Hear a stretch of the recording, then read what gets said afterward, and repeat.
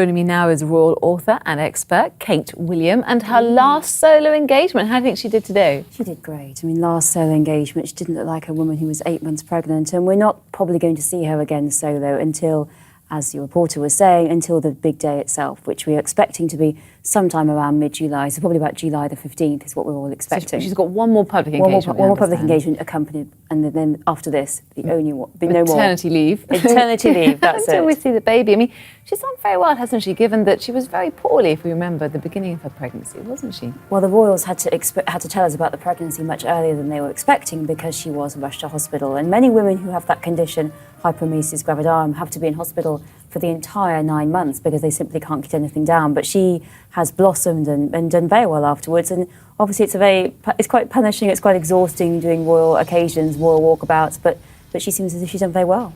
And of course, it starts here now, doesn't it? Baby fever, in terms of where they will give birth, how it'll happen. I mean, what do you know about it? So we have got baby fever at the moment. I mean, there have been various speculation. At the moment, what we're thinking is that she will give birth in the Lindo wing of Paddington, St Mary's Paddington, which is where Diana gave birth. Previous royals in history have all given birth at home. Indeed, the Queen Mother had a home caesarean section, but that doesn't happen anymore. So now she will be probably in the hospital. And we also think that she may be moving in with the Middleton family for some period of the time after William's paternity leave ends, and he does, of course, have to go back to work. How hard will it be for them to keep all this under wraps? Because everyone's going to be watching that hospital now, aren't they?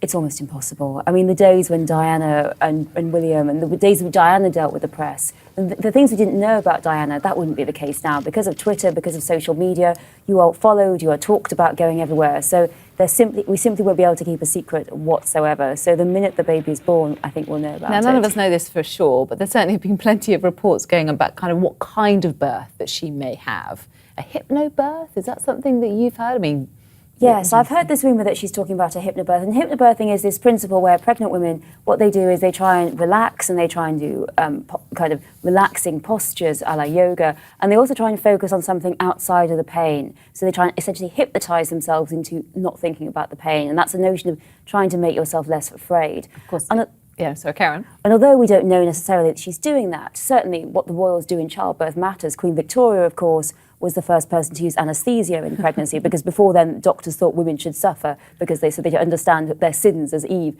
And Queen Victoria brought that forward, and that became a revolution. And now I think people are moving away from that.